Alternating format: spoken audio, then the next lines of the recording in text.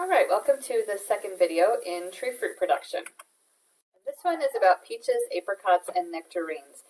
Now, you may have thought, gosh, that apple presentation was quite long, and that is because apples are probably one of the more problematic. We've been growing them for such a long time that they do have a lot of issues. This one will be a little bit shorter, as will the one on cherries and plums, because they just have fewer issues that we have to think about.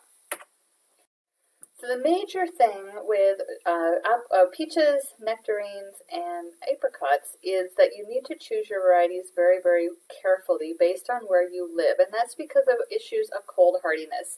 So your success with these fruits depends entirely on the cultivar and a little bit of luck with your weather, which you cannot control.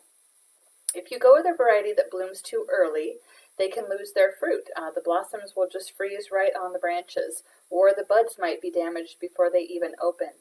And if you get a bloomer that goes too late, thinking I'm going to avoid the spring frost by getting this late bloomer, well, then you have fruit that doesn't necessarily mature in time to harvest, and then the fruit itself can freeze on the tree in fall.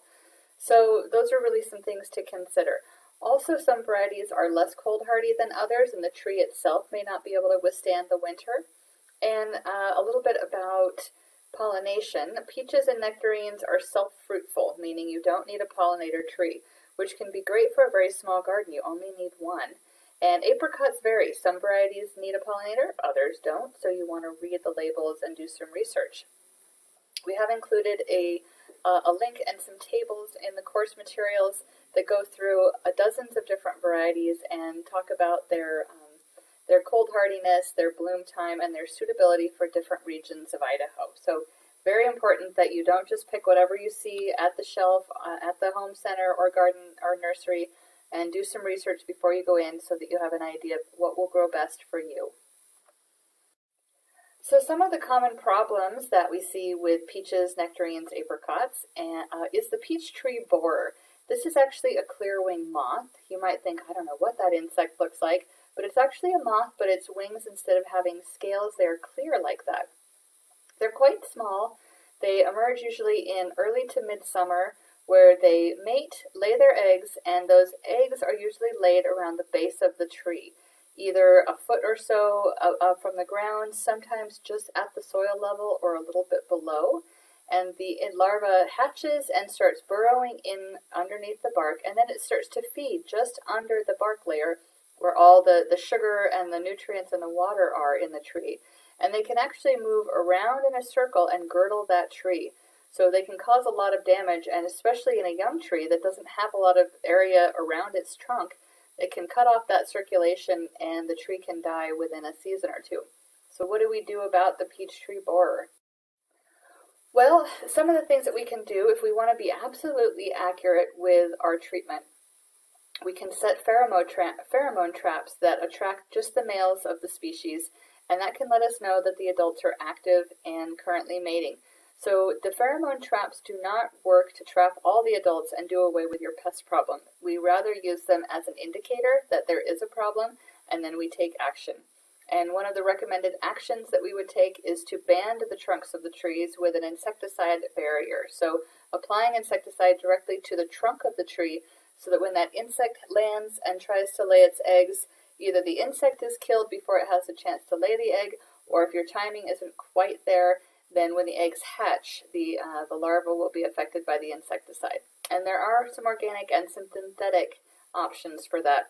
And if you really hate to use insecticides, this is a safer application than, say, when we're spraying the trees around bloom time. It's very unlikely to affect bees and some of the other pollinators because they're rarely down at the base of the tree unless you have a lot of things growing around the trees that's blooming at that level.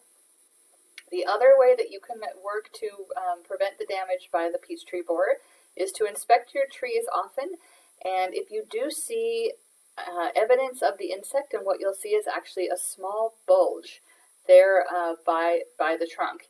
You can actually go in with a wire or a sharp tool and you can remove the larva by hand by skewering it. But remember, the larva is inside the tree, so this is really not the easiest or probably most effective way to do it. Don't let your sprinkler irrigation wet the foliage, and try to treat with fungicides in the fall after leaf drop and again in the spring. The peach leaf curl. A little bit about pruning, just some considerations to keep in mind going into the future with your nectarines, peaches, and apricots. These fruits bloom and bear on 1-year-old wood. So as opposed to apples, if you prune a little bit too hard, you might be okay. You may not have done away with your blooming for that year. But they don't really need a lot of pruning. So if you're pruning these trees, you want to be focused on just opening up the tree so that you get more light and air, and that helps with increased fruit size and set. And you can also use pruning to keep a peach or apricot or nectarine trees smaller and more manageable. This doesn't really work for apples and some of those others, but for these kinds of trees, that actually can work to keep the overall size a little bit lower. And here's just some beautiful pictures of an orchard in the winter, and they are using a V-shape or vase-shape pruning. It really helps with management and harvest of the fruit. And then the other picture are peaches loaded down on the tree. And you can see that they have spaced out the peaches about 6 inches between fruits and leaving no more than 2 per cluster. So that's something you would do early in the season. I know it just seems awful to remove any fruit, but if you do thin your fruit, you will get larger, more substantial harvests. All right, so that's just an introduction into peaches, apricots, and nectarines. I encourage you to watch the rest of the course materials on pruning and also look at that recommended list of varieties.